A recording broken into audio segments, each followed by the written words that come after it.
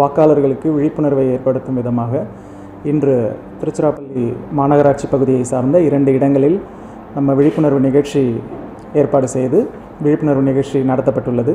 இதை தவிர்த்து இன்றைய தினம் ஒவ்வொரு குடும்பத்திற்கும் சென்று ஒவ்வொரு வீடுகளுக்கும் சென்று ஓட்டர்ஸ் இன்ஃபர்மேஷன் ஸ்லிப், அதாவது வாக்காளர்கள் தங்களுடைய வாக்கு மையத்தை தெரிந்து கொள்வதற்கு ஏதுவாக ஒரு ஓட்டர்ஸ் இன்ஃபர்மேஷன் ஸ்லிப் எலெக்ஷன் கமிஷனால் கொடுக்கப்பட்டிருக்கிறது. அந்த ஓட்டர்ஸ் இன்ஃபர்மேஷன் ஸ்லிப் இன்னையிலிருந்து வீடு வீடாக ஒவ்வொரு வீடுகளுக்கும் நம்முடைய அலுவலர்கள் சென்று அந்த ஓட்டர்ஸ் இன்ஃபர்மேஷன் ஸ்லிப்பை கொடுப்பாங்க. அதற்கூட ஒரு வாக்காளருடைய கையேடும் இருக்கும். வாக்காளர்கள் எதை தெரிந்து கொள்ள வேண்டும், உதாரணமாக ஏதாவது தேர்தல் நடத்தை விதிமீறல்கள் நடைபெறும் பட்சத்தில் அவங்க சிவிஜில் ஆப்பை எப்படி டவுன்லோட் பண்ணணும், எப்படி பெயர் சேர்க்கணும், எப்படி பெயர் நீக்கணும், அது போன்ற விவரங்கள் அந்த வாக்காளர் கையேடில் அடங்கியிருக்கும். அதனையும் வீடு வீடாக சென்று இன்று நம்முடைய அலுவலர்கள் வாக்காளர்களுக்கு விநியோகிக்கப்படவிருக்கிறார்கள். நம்முடைய மாவட்டத்தில் உள்ள மொத்த வாக்காளர்களுக்கும் இந்த ஓட்டர்ஸ் இன்ஃபர்மேஷன் ஸ்லிப் அண்ட் வாக்காளர் கையேடு இன்னும் ஒரு 10 தினங்களுக்குள் சென்றடையும் என்பதனை தெரிவித்துக் கொள்கிறேன். நம்மளுடைய பூத் லெவல் ஆஃபீஸர்ஸோடு சேர்ந்து நம்மளுடைய அலுவலர்கள் சென்று தான் அதை டிஸ்ட்ரிபியூட் பண்ணணும். அரசியல் கட்சியை சார்ந்த நபர்களோ அரசியல் குறியீடு உள்ள நபர்களோ ஏதாவது குறியீடு தன்னுடைய சின்னமோ தன்னுடைய வேட்டி கரையோ அந்த மாதிரி கொண்டு போயிட்டு இந்த ஓட்டர்ஸ் இன்ஃபர்மேஷன் ஸ்லிப்பை கொடுக்கக்கூடாது.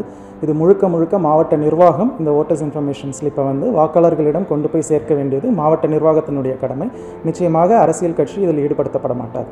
நமக்கு நேற்றைய தினம் வரைக்கும் பார்த்திங்கன்னா தேர்தல் நடத்தை விதிமுறைகளின்படி 1,47,00,000 சீஸ் பண்ணியிருக்கோம். அதில் கிட்டத்தட்ட ஒரு 50 லட்சத்தை தவிர்த்து மீதி ஒரு 96 லட்சம் நம்ம ரிலீஸும் பண்ணியிருக்கோம். சீஷர் அமௌண்ட்டில் பொறுத்த வரைக்கும் எந்த ஒரு ஆவணங்கள் சரியான ஆவணங்கள் அவர்கள் சமர்ப்பிக்கும் பட்சத்தில் மாவட்ட அளவில் ஒரு குழு நிர்ணயிக்கப்பட்டுள்ளது. அந்த குழு அந்த ஆவணங்களை பரிசீலனை செய்து அவர்களுக்கு அந்த அமௌண்ட் க்ளீன் கேஷாக இருந்ததுன்னா நிச்சயமாக அந்த அமௌண்ட் திருப்பி கொடுக்கப்படும்.